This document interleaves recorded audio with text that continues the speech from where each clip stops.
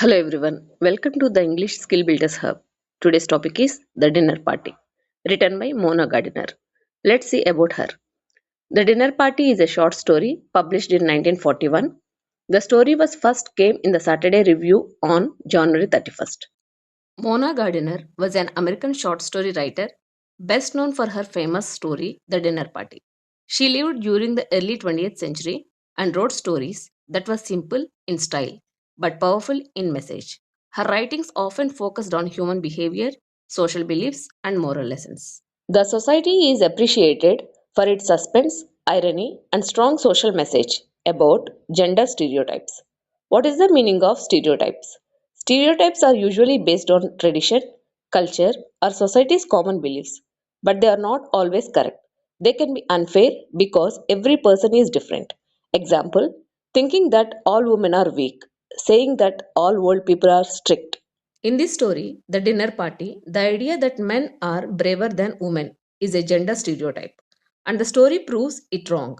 She challenges the traditional belief wrong and shows that true courage depends on presence of mind, not gender. Her writing style is clear, direct, and easy to understand. She builds suspense slowly and ends the story with an unexpected twist, which leaves a strong impact on readers. Though she did not write many famous works, the dinner party made her well known in literature around the world. The story happens in India during the British colonial period. A British government officer and his wife are hosting a big dinner party in their house.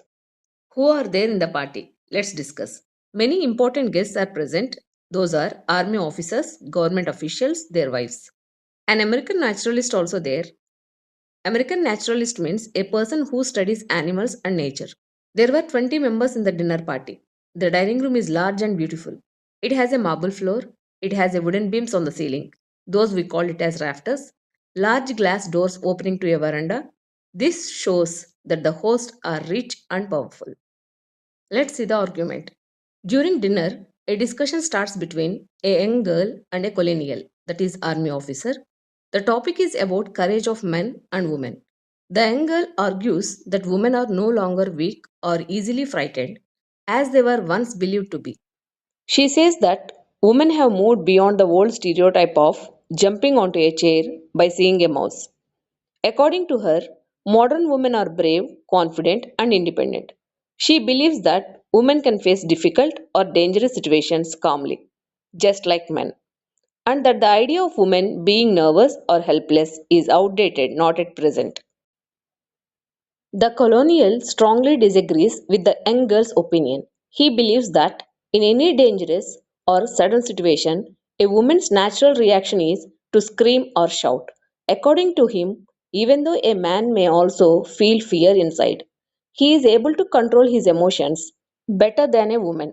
The colonial says that a man has that last ounce of nerve control. It means men have a small extra amount of courage and self control than women. He argues that this slight difference is very important in a crisis because the person who remains calm and does not panic can handle the situation more effectively. Through his words, the colonial shows his traditional belief that men are naturally braver than women. The young woman represents modern beliefs. The main message, according to colonial, was that last ounce is what counts. He means that even a very small amount of extra courage or self control can make a big difference in a dangerous situation. He believes that both men and women may feel fear, but according to him, men possess a little more control over their nerves. In any situation, this small extra ounce of bravery helps a person remain calm and act wisely instead of panic. Through this statement, the colonial expresses his belief that men are slightly braver and better at handling emergencies than women. The young girl challenges that women have grown stronger, more confident, and independent. This creates a clear conflict between old fashioned beliefs and new attitudes about gender roles. The discussion is not just casual talk, it prepares the reader for what happens later in the story, where a real dangerous situation occurs. This part of the story from the dinner party by Mona Gardner shows how the real test of courage begins. While the colonial and the young girl are arguing about whether men or women are braver, the American naturalist does not join their discussion. Instead, he quietly observes the people around him. As he looks at the hostess, he suddenly notices a strange change in her face. Her expression becomes tense and serious, and her muscles tighten slightly, which shows that she is frightened but trying hard to remain calm. She does not scream or panic. Instead, she gently signals to the Indian servant standing behind her chair and whispers something to him. The servant's eyes grow wide, but he silently leaves the room without creating any disturbance. None of the guests notice this unusual behavior except the American. He also sees the servant quietly place a bowl of milk on the veranda outside the open doors.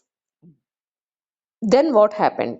At that moment, the American understands the situation immediately because he is a naturalist and knows about Indian customs. He realizes that a bowl of milk is often used to attract a snake, especially a cobra. This means there must be a cobra somewhere inside the dining room. He quickly looks up at the ceiling rafters, thinking the snake might be there, but they are empty. He then checks the corner of the room, but three corners are clear. And in the fourth corner, the servants are waiting to serve food.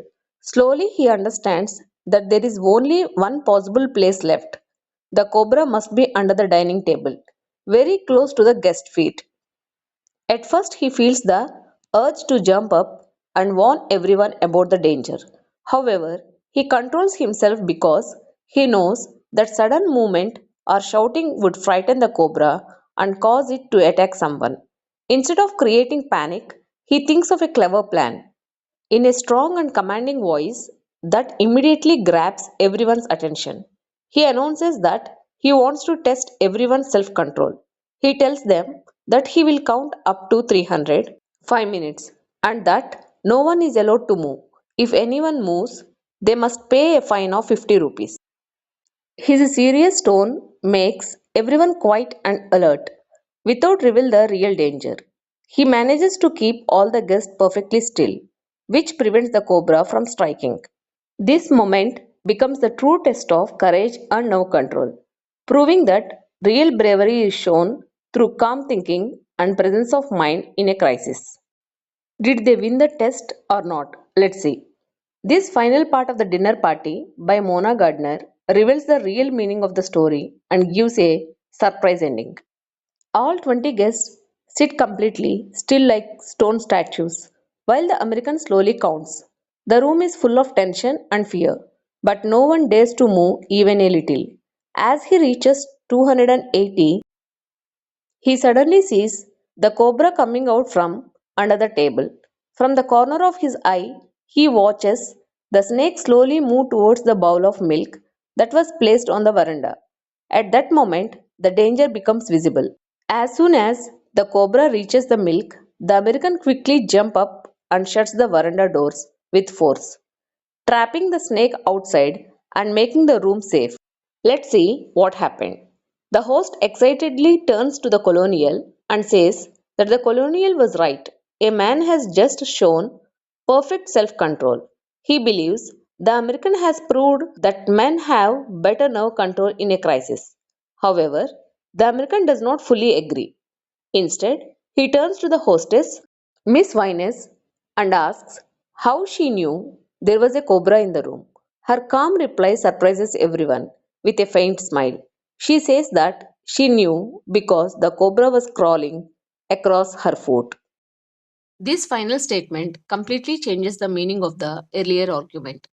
Throughout the dangerous situation, the hostess did not scream, move, or show panic. Even though the snake was directly touching her, she remained calm and controlled her fear to protect everyone at the table. This proves that true courage does not depend on gender. In fact, the woman showed greater nerve control than anyone else in the room.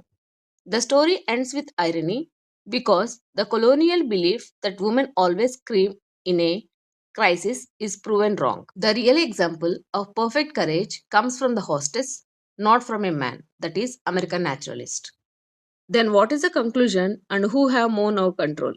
The story ends with a powerful and ironic twist. Throughout the dinner conversation, the colonial argues that men have better self control than women in dangerous situations. However, when a real crisis occurs, a cobra crawling under the table, the person who shows the greatest courage is the hostess, Miss Vines. Even though the snake is crawling across her foot, she remains completely calm and does not scream or panic. She quietly signals the servant and manages the situation wisely. What is the conclusion and moral of the story? In the end, the story proves that bravery and self control do not depend on gender. The colonial's traditional belief is challenged and proven wrong. The real message of the story is that true courage lies in presence of mind, calmness, and intelligence during a crisis, not in being a man or a woman. The author uses irony to break gender stereotypes and show that women are equally capable of bravery and strength.